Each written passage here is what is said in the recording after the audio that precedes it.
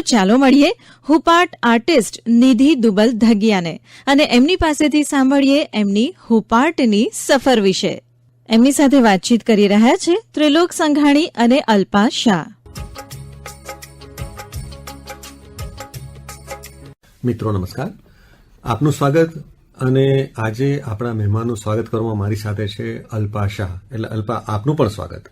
Thank you sir. નમસ્કાર શ્રોતા મિત્રો. હા, અને શ્રોતા મિત્રો, આપણે સ્વાગત કરીએ આપણા સ્ટુડિયોઝમાં આપણા એક નવા કલાકાર. એમની પાસે એક નવી એવી આર્ટ છે, એવા આપણા કલાકાર નિધિ દુબલનું. નિધિ, તમારી જે કલા છે એને આપણે હૂપ આર્ટ કહીએ છીએ, બરોબર ને? તો હૂપ આર્ટ એ શું છે એની વાત થોડી અમારા શ્રોતા મિત્રોને કહેશો? જી, નમસ્તે શ્રોતા મિત્રો. પહેલાના જમાનામાં જે ગૃહિણીઓ જે એમ્બ્રોઇડરી વર્ક કરતા હતા, ભરતકામ કરતા હતા, તેને હવે આપણે એક હુપાર્ટ તરીકે ઓળખીએ છીએ, જેને આપણે એક રિંગ પર આપણે ભરત ભરીએ છીએ અને એ જ ભરત પર આપણે એક અલગ રીતે, કોઈક અનોખી રીતે એને પ્રેઝન્ટ કરીએ છીએ અને એને આપણે હુપાર્ટ તરીકે ઓળખીએ છીએ. તો ભરતકામ એટલે આપણે જેને સામાન્ય ભરતકામ કહીએ છીએ અને હૂપાર્ટ, એ બંને વચ્ચે તફાવત શું છે એક રીતે જોઈએ તો? સર, એ બંને વચ્ચે કઈ તફાવત આમ જોવા જઈએ તો નથી. એમ્બ્રોઇડરી વર્ક એટલે દોરાથી ભરેલું ભરત છે, રાઈટ? બરોબર. એ દોરાથી જ ભરત ભરેલું છે. એમાં ચાહે કાપડ પર કરો કે રિંગ ઉપર કાપડ લગાવીને કરો કે કોઈ ચણિયા ઉપર કરો, રાઈટ? તો આ એક વસ્તુ મારી પ્રોડક્ટ એવી છે કે જે હું રિંગ ઉપર કરું છું. અને હુપાર્ટ એટલા માટે કહેવાય છે કે રિંગ પર જે પણ બનાવવામાં આવે છે, જેમ કે કોઈ પણ ઓકેશન વાઇઝ જે પણ હુપાર્ટ બને છે, તો એ આખી રિંગ જ હું પ્રેઝન્ટ કરું છું અને એમાં જ એ ડિઝાઇન રાખું છું. નિધિ, હવે પ્રશ્ન એ થાય કે હુપાર્ટની પ્રેરણા તમને કેવી રીતે મળી? પ્રેરણામાં એવું કહું કે મારે બાળપણથી જ હું કલાત્મક પ્રવૃત્તિમાં રસ ધરાવતી હતી અને મને સોય દોરા પ્રત્યે બહુ જ પ્રેમ હતો. અને બાળપણમાં જયારે મારી મમ્મીને ઇન્ટરલોકનું મશીન હતું, તો એમાં એ સાડીમાં લેસ લગાવવાની આવતી, નેટ લગાવવાની આવતી હતી. તો ત્યારે હું નાની નાની વસ્તુઓ, જે ટુકડા ભેગા થયા હોય, એ હું સાથે સાથે કરતી હોઉં. હવે ધીમે ધીમે જયારે આ ટ્રેન્ડિંગ જમાનામાં જે ધીમે ધીમે અત્યારે જે ટ્રેન્ડિંગ થઈ રહ્યું છે, તો એ પ્રમાણે હું પણ નવું નવું શીખતી રહી છું અને એ શીખીને જ હું આ હુપાર્ટને આગળ વધારતી રહી છું. એટલે તમે જાતે જ આ શીખ્યા કે તમે કોઈના પાસેથી આ નવી વસ્તુ શીખ્યા? ના મેમ, હું આ જાતે જ શીખી છું. સોશિયલ મીડિયાથી થોડુંક મારી ઘરે મમ્મી છે, મારા સાસુમાં છે, અને થોડુંક મારી રીતે તમારી પોતાની સૂઝથી. Yes sir. તો એટલે એક રીતે જોઈએ તો ઘણા બધા વાતમાંથી તમે શીખી રહ્યા છો અને એને તમે અલગ રીતે પ્રસ્તુત કરી રહ્યા છો. નિધિ, હુપાર્ટની જર્નીમાં તમે આગળ કેવી રીતે વધ્યા? તો મેં સૌ પ્રથમ બેબી શાવરના એક બેબી સ્ટેપ બનાવ્યા હતા, જે મારા એક રિલેટિવને મેં ગિફ્ટ કર્યા હતા. અને એમને એ ગિફ્ટ જોઈને એટલું બધું એમને વખાણ્યું ને એમને કંઈક નવું લાગ્યું અને એનાથી જ મને પ્રેરણા મળી, એનાથી જ મને પ્રોત્સાહન મળ્યું અને એના થકી જ હું નવી નવી ડિઝાઇન્સ વધારે ને વધારે બનાવતી રહી.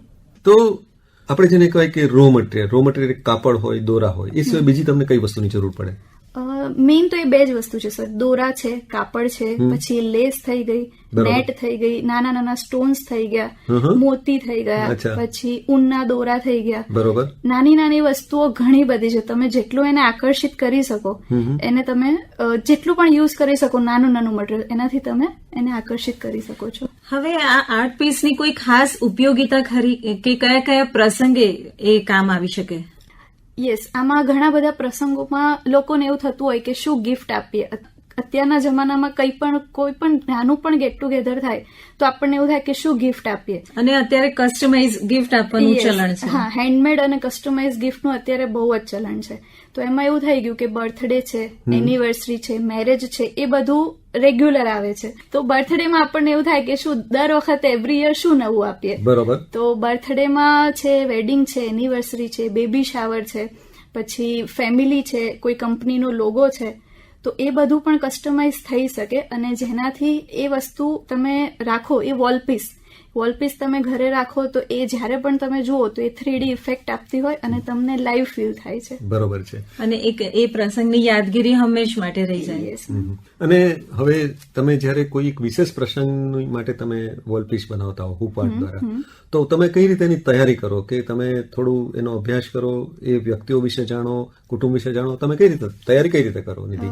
જી તો સર પહેલા તો એને કોઈ બર્થડે છે કે વેડિંગ છે તો પહેલા એના કલર એમનો કસ્ટમરનું આપણે પૂછી લઈએ કે તમને કયા એમને શું ગમે છે, યસ તમને કયા કલરનું પ્રેફરન્સ છે, બરોબર, તમને કેવી ડિઝાઇન જોઈએ છે, લાઈક બહુ ભરચક જોઈએ છે કે કીપ ઇટ સિમ્પલ નોર્મલ જોઈએ છે, રાઈટ? પછી એટલે કસ્ટમરની ચોઇસ પહેલા હું જાણી લઉં છું, પછી એને હું મારું ગાઈડન્સ આપી શકું કે તમે આમ કરશો તો વધારે સારું લાગશે. તો બસ એ રીતે મ્યુચ્યુઅલ અન્ડરસ્ટેન્ડિંગ થી પછી બનાવવાનું ચાલુ કરી દઉં છું. અને એક રીતે જોઈએ તો સોશિયલ મીડિયા એવું માધ્યમ છે કે જેના દ્વારા તમે તમારી વાત ઘણા બધા લોકો સુધી પહોંચાડી શકો. જી સર. અને એનો ફાયદો પણ તમને થાય. અને તમે એ સોશિયલ મીડિયા દ્વારા નવું શીખતા પણ હશો. યસ, નવું સર આમાં કેવું છે, શીખવાની કોઈ પણ ઉંમર હોતી નથી. જેટલું નવું શીખીએ એટલું આ વસ્તુ એવી છે કે કંઈક ને કંઈક તમે શીખતા રહો. અને આમાં મેઇન વસ્તુ ફિનિશિંગ છે. તમે શીખીને એના ઉપર કેટલું ફિનિશિંગ આપો છો એ પણ મેટર કરે છે આમાં. અને આની આપણે ટકાઉપણું કેટલું હોય છે? સર આમાં કેવું છે, આ દોરા વર્ક છે, રાઈટ? બરોબર. તો દોરા વર્ક એવી વસ્તુ છે જ્યાં સુધી તમે એને ટચ નહીં કરો ત્યાં સુધી એ સેમ એઝ ઇટ ઇઝ હશે, બીકોઝ આ વોલ હેંગિંગ છે, વોલ પીસ છે. બરોબર. તો તમે એક જગ્યાએ તમે રાખી દો, એને કોઈ જેનું કોઈ પેલું નથી, એક્સપાયરી ડેટ નથી આની. વાહ. જી નિધિ, તમે સર્વિસ પણ કરો છો અને એની સાથે સાથે તમે આ આર્ટ તમારી ડેવલપ કરી છે, તો કઈ રીતે સાથે સાથે આ બધું જ મેનેજ કરી લો છો? એવું છે ને મેમ કે શોખ હોય ને અને ઇન્ટરેસ્ટ હોય ને તો ગમે તે રીતે ટાઈમ નીકળી જાય. એ ચાહે 12 વાગે બી નીકળે કે સવારે હું 6 વાગે બી ઉઠીને કરું. તો બસ ટાઈમ તો હું એવી રીતે નીકાળી દઉં છું. એક બહુ જ થોડો આપણે કહેવાય કે અંગત પ્રશ્ન, કે દાખલા તરીકે હુપાર્ટ તમારા જીવનમાં ન હોત તો નિધિ દુબલનું વ્યક્તિત્વ કેવું હોત? એવું તો નહીં જ હોત સર, કારણ કે કેવું છે કે બાય ડિફોલ્ટ મતલબ બચપનથી હું કહું છું કે જેવી રીતે મને સોય દોરાથી પ્રેમ છે, રાઈટ? તો હું કંઈક ને કંઈક હું શોધી જ લેતા. અને એને કારણે પણ તમારા વ્યક્તિત્વમાં અમુક ઉમેરો થયો આપણે કહી શકીએ. તમે કલા સાથે સંકળાયા, એને કારણે તમારા વ્યક્તિત્વમાં ઘણી બધી વાતોનો ઉમેરો થયો આપણે કહી શકીએ ને. કારણ કે કલા દ્વારા આપણે જેમ સમાજને કંઈ આપીએ છીએ, આપણને કલા દ્વારા આપણને ખુદને પણ કંઈક મળે છે. આ એક નવી જ આર્ટ છે નિધિ, અને આનો પીસ બનાવીને જયારે તમે કોઈને ગિફ્ટ આપો છો તો એમના રિએક્શન્સ કેવા હોય છે? એમના રિએક્શન બસ વાવ. કારણ કે આ અનપ્રેડિક્ટેબલ છે. તમે જયારે એને એઝ્યુમ કરો, વિઝ્યુઅલાઇઝ કરો ત્યારે કેવું બનશે તમને આઈડિયા ના આવે, પણ જયારે તમે એને હાથમાં લો ત્યારે તમને ફીલ કરો ત્યારે તમને આઈડિયા આવે કે વાવ. નિધિ, તમે વાત કરી કે બાળપણથી જ તમને કળાત્મક પ્રવૃત્તિઓમાં ખૂબ રસ હતો અને મોટા થઈને તમે તમારી એ કળાને, એ આર્ટને તમે આગળ વધારી. તો જે બહેનો આ કાર્યક્રમ સાંભળી રહી છે એને તમે શું સંદેશ આપશો? હું એ બહેનો માટે એ જ કહીશ કે તમારું જે પણ ટેલેન્ટ છે એને તમે બહાર લાવો. જેમ કે ભરતકામ છે, મહેંદી છે, કે કોઈ પણ રસોઈ છે, કંઈ પણ છે ટેલેન્ટ, તમે એને બહાર લાવો. એવું કહેવાય છે કે સ્ત્રી એના ટેલેન્ટને છુપાવે નહીં, પણ એને ટેલેન્ટને બહાર લાવશે તો એ સ્ત્રી ખુશ રહેશે, અને સ્ત્રી ખુશ રહેશે તો ઘર ખુશ રહેશે, સમાજ ખુશ રહેશે અને દેશ ખુશ રહેશે. જી, ખૂબ જ સરસ વાત આપે કરી નિધિ. આપણી પાસે શબ્દોની મર્યાદા છે, એટલે કે આપણે શબ્દો દ્વારા પૂરું ચિત્ર વ્યક્ત નથી કરી શકતા, પણ એમના જે વર્ક આપણે જે જોયા એમને ખરેખર આપણને સલામ કરવાનું મન થાય. એમની કારીગરીને, એમની કલા સૂઝને આપણે સલામ કરવાનું મન થાય. જી. તો આપણે નિધિ, તમે અહીંયા આવ્યા, તમારી વાતો બહુ જ મોકળા મને કરી, એ બદલ તમારો આભાર. અને અમારા બધા વતી, આકાશવાણી પરિવાર વતી તમને ખૂબ ખૂબ શુભેચ્છા. Thank you so much sir.